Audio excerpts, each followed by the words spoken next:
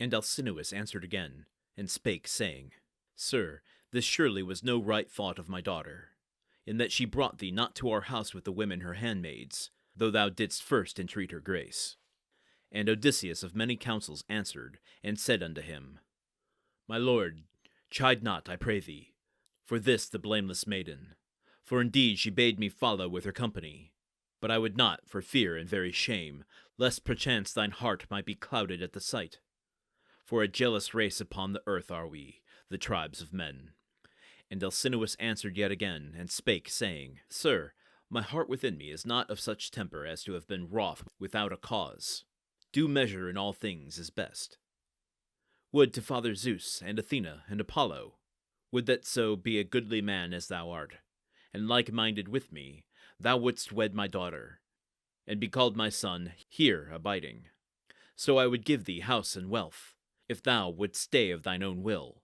But against thy will shall none of the Phaeacians keep thee. Never be this well-pleasing in the eyes of Father Zeus.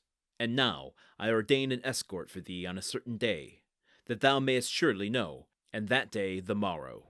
Then shalt thou lay thee down overcome by sleep, and they the while shall smite the calm waters, till thou come to thy country and thy house, and whatsoever place is dear to thee, even though it be much farther than Euboea, which certain of our men say is the farthest of lands, they who saw it, when they carried Rhadamanthus of the fair hair to visit Theseus, son of Gaia. Even thither they went, and accomplished the journey the selfsame day, and won home again, and were not weary. And now shalt thou know for thyself how far my ships are the best, and how my young men excel at tossing the salt water with the oar-blade.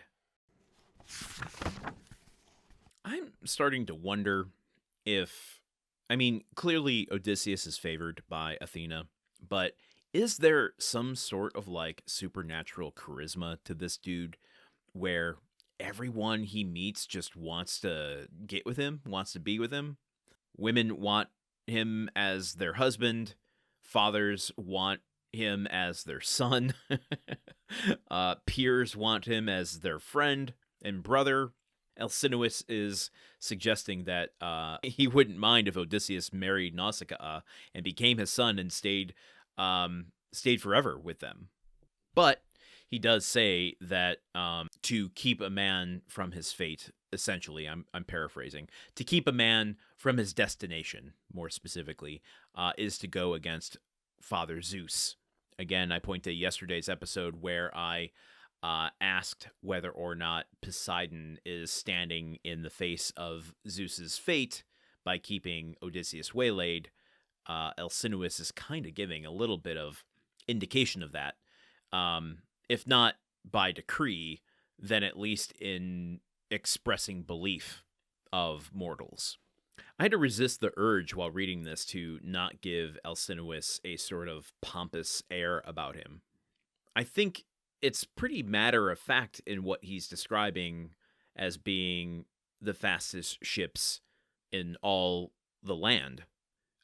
He's not gloating about it necessarily. He's just saying, I'm going to be not only fair with you, but generous, and saying, yeah, I'll get you home, and you're not even going to have to wait. Tomorrow is when we're going to get you going, and you'll get home so fast because my young men are the fastest rowers to ever exist, that you're going to go to sleep on the ship, and you're going to wake up and be amongst all your friends and your land and your country and your house again. You won't even know what happened. He gives this example of his ships carrying Rhadamanthus to Theseus in order to see Mother Gaia. And I think to pull that apart a little bit, what he's saying there is his ships aren't just fast, but they're capable of traversing the limits of the world itself. And they'll get home on the same day and not even be winded. And I think, too, it's not just the geography question that Alcinous is indicating here, but the name drops of Rhadamanthus and Tytheos and Mother Gaia is suggesting also a sort of trust and a prestige. These are big hitters when it comes to mythology. I mean, Mother Gaia is literally the primordial goddess of the earth. And she is the mother of Tytheos. Rhadamanthus here is just kind of a figurehead, but later will become a bit more associated with the afterlife, particularly in judging when it comes to the afterlife.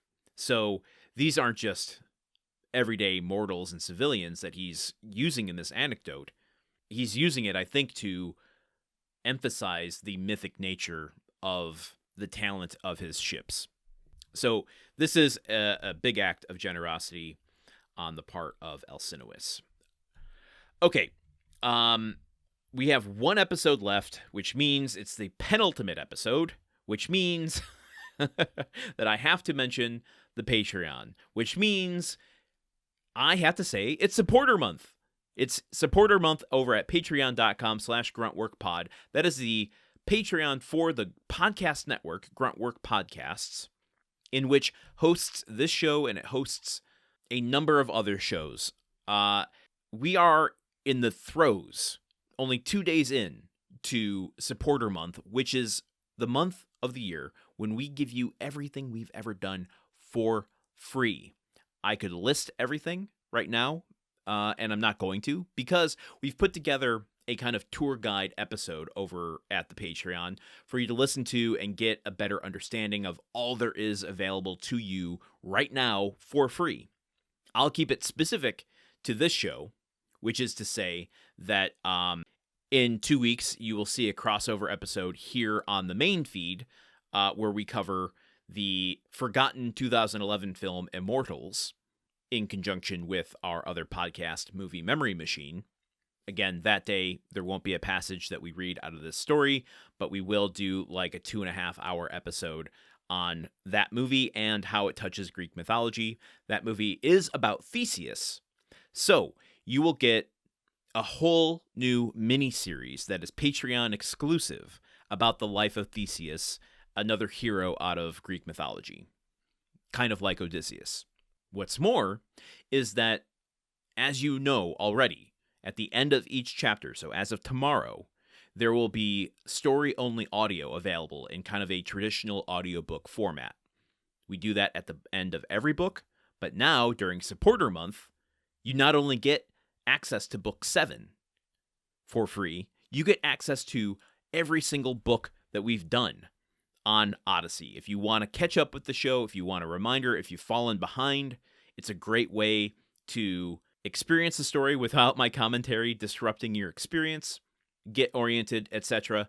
And we do story-only audio at the end of each chapter for the other podcast I do called The Countdown of Monte Cristo, where we read a page out of The Count of Monte Cristo every day. You can go and listen to the story-only audio for that show and catch up on a year and 4 months of story if you want to listen to The Count of Monte Cristo every day. What's more, there are articles there are bonus episodes, there's all kinds of goodies if you go over to patreon.com/gruntworkpod, and this month only is free. You can sign up without contributing anything, though if you do contribute, it is deeply appreciated and is the only way that we can continue to provide you all of this ongoing free content, but also the bonus episodes and bonus content that we put out on Patreon. Of course, as always, leave a short review and a rating over at Apple Podcasts, Spotify, and you can subscribe and comment over at YouTube, and send somebody the show.